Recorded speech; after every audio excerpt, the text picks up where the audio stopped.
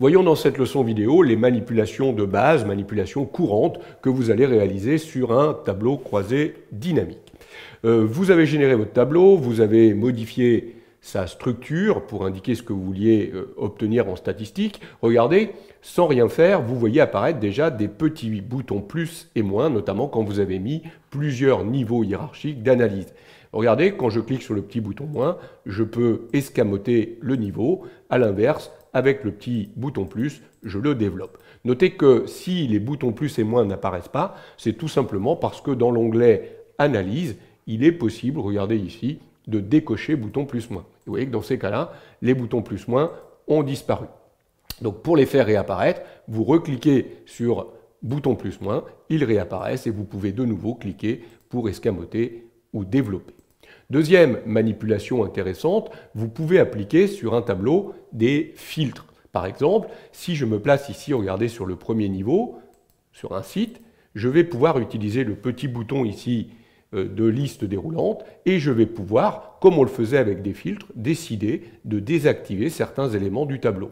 Je vais désélectionner tout et je vais décider de ne faire apparaître que Toulouse et Brest par exemple. Je dis OK, vous voyez que mon tableau ne fait plus apparaître que Toulouse et Brest. Et si je ne voulais que les cadres et cadres supérieurs à Toulouse et à Brest. Cette fois-ci, au lieu de me mettre sur un des sites, je vais me mettre sur une catégorie, quelle qu'elle soit. Je vais de nouveau aller dans mon petit bouton de filtre et je vais pouvoir, là encore, désélectionner et cocher que les éléments qui m'intéressent.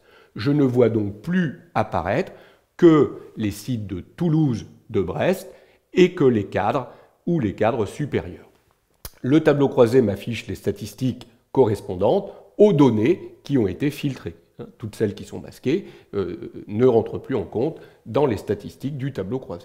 Notez que quand vous avez appliqué des filtres, on peut toujours retravailler les filtres à partir du petit bouton de filtre ici, mais regardez, comme pour les boutons plus-moins, il est possible, dans l'onglet Analyse, de retirer les en-têtes de champ, ici, toujours dans le groupe affiché.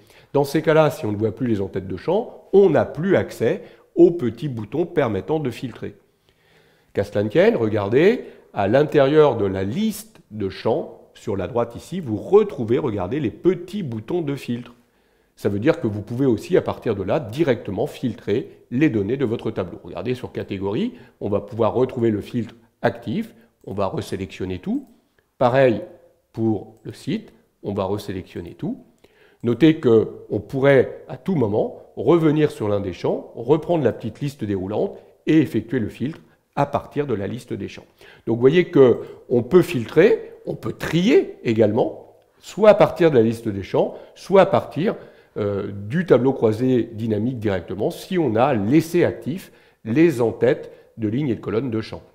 À ce moment-là, vous voyez qu'on accède non seulement au filtre, mais également au tri. On pourrait décider d'effectuer des tris dans l'ordre qui nous intéresse par rapport à ces éléments de lignes et de colonnes. Autre fonctionnalité très intéressante sur un tableau croisé, afficher le détail des informations statistiques. Par exemple ici, on sait que des agents de maîtrise à Toulouse femmes, il y en a 10. 20 au total, 10 femmes, 10 hommes. On sait que les cadres, il y en a 13. Regardez, si vous faites un double clic sur n'importe quelle valeur statistique du tableau croisé, double clic, vous allez automatiquement créer une nouvelle feuille. Vous voyez, il m'a généré une feuille 2. Et en fait, cette feuille 2 contient l'extraction des données qui ont permis d'obtenir la statistique. Moi, j'avais fait le double clic sur le 13 qui correspondait au cadre homme de Toulouse. Il vient de m'extraire ici dans cette feuille les 13 hommes cadres de Toulouse. Et il m'a généré, regardez, immédiatement un tableau de données. Vous voyez, on retrouve l'onglet création de tableau avec tableau 2. Ce qui permettrait, pourquoi pas, une fois que j'ai extrait cette donnée, de refaire, pourquoi pas, une autre analyse uniquement sur ce tableau croisé, si on le souhaite. Sur cette liste de données, pardon, si on le souhaite.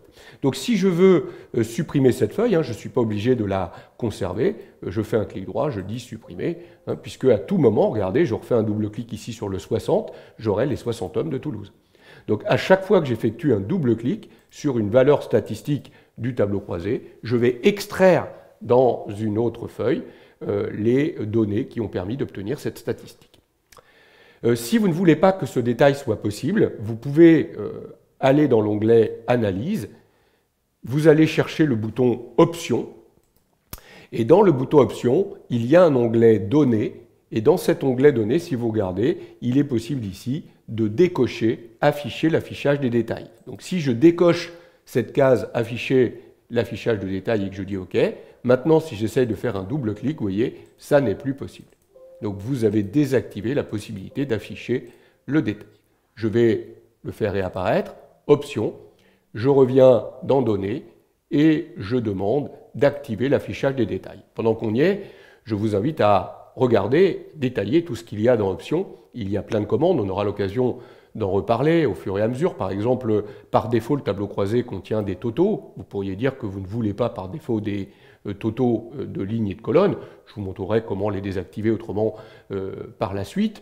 Il est possible également, lorsque l'on construit le tableau croisé, de dire qu'on veut l'actualiser automatiquement à l'ouverture du fichier. Bon, voilà, il y a un certain nombre comme ça de commandes intéressantes. On pourrait aussi, et on en reparlera plus tard, dire que quand on actualise le tableau croisé, on ne remet pas forcément à jour les tailles des colonnes ou des choses comme ça. Vous verrez, ça peut être des fois un peu gênant dans certains tableaux croisés. Donc tout ça, c'est dans Options. Dernière commande intéressante que j'aimerais que vous maîtrisiez, c'est l'actualisation du tableau croisé dynamique. L'actualisation du tableau croisé dynamique, à partir du moment où vous avez créé un tableau croisé dynamique à partir d'un tableau de données, c'est très simple. Regardez, dans l'onglet Analyse du tableau croisé dynamique, il y a le bouton Actualiser. Donc dès que je clique sur Actualiser, le tableau est actualisé de façon dynamique. Je peux vous promettre que si vous ajoutez des données, des lignes, ou vous modifiez les données, ce sera actualisé directement, simplement, en cliquant le bouton Actualiser. Par contre, pour ceux qui travaillent à partir d'une plage de cellules, ça va être beaucoup plus embêtant. Puisque si vous avez des nouvelles lignes qui ont été ajoutées, il va falloir revoir la plage de cellules. C'est pour cette raison qu'il y a un autre bouton ici, qui s'appelle « Changer la source de données ».